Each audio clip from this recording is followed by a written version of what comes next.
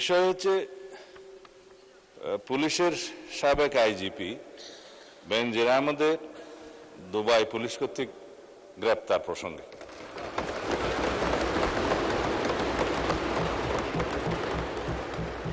এ বিষয়ে আমি মহান জাতীয় সংসদকে অবহিত করছি যে বর্তমান সরকার দায়িত্ব গ্রহণের পর দুর্নীতি মামলায় অভিযুক্ত পুলিশের সাবেক আইজিপি বেনজির আহমেদকে গ্রেফতারের জন্য ইন্টারপোলের সাথে নিবিড়ভাবে কাজ করার জন্য নিয়োজিত পুলিশ হেডকোয়ার্টার্সের national central bureau NCB Dhaka কর্তৃক ইন্টারপোলে আবেদন করা হয়।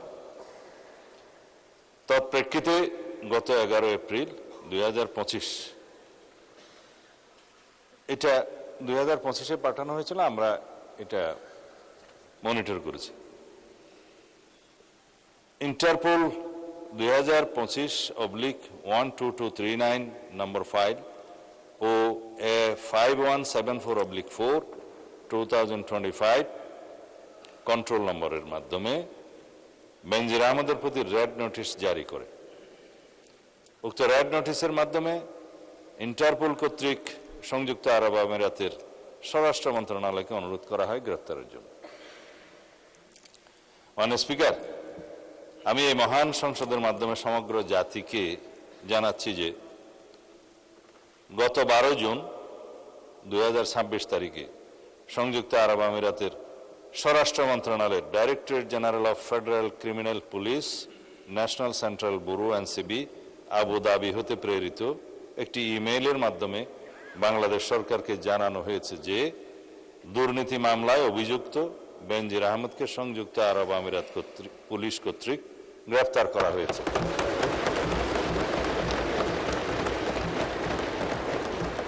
এবং তিনি বর্তমানে সেখানে আটক আছেন। মাননীয় স্পিকার, আমি এই মহান সংসদকে আরো অবহিত করছি যে এনসিবি আবু ধাবি জানিয়েছে যে UAE federal law number 39 of 2006 অনুযায়ী গ্রেফতারের তারিখ হতে 30 দিনের মধ্যে কূটনৈতিক চ্যানেলের মাধ্যমে আনুষ্ঠানিক এক্সট্রাডিশন রিকোয়েস্ট প্রেরণ করতে হবে।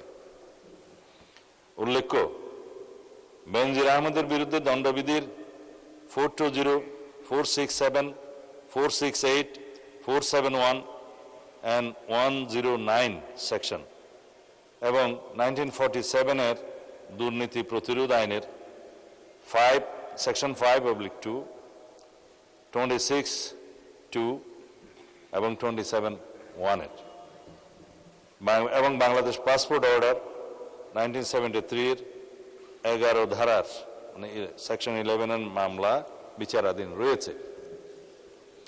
উক্ত বিষয়ে এনসিবি ঢাকা ইন্টারপোল চ্যানেলের মাধ্যমে রেড নোটিশ প্রকাশ, আন্তর্জাতিক সমন্বয়, বিদেশি কর্তৃপক্ষের সাথে যোগাযোগ এবং গ্রেফতার পরবর্তী ফলো আপ কার্যক্রম সম্পন্ন করেছে।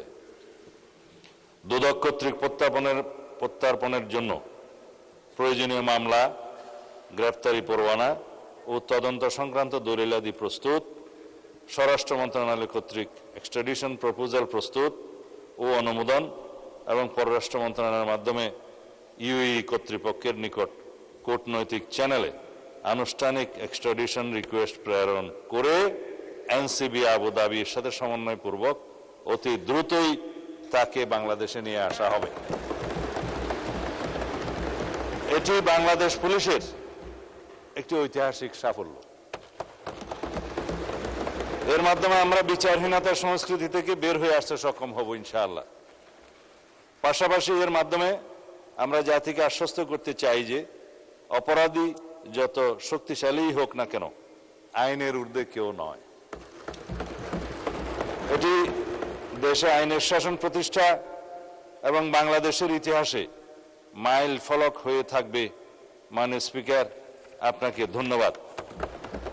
মাননীয় স্পিকার, সময়ের সাহসী দৈনিক।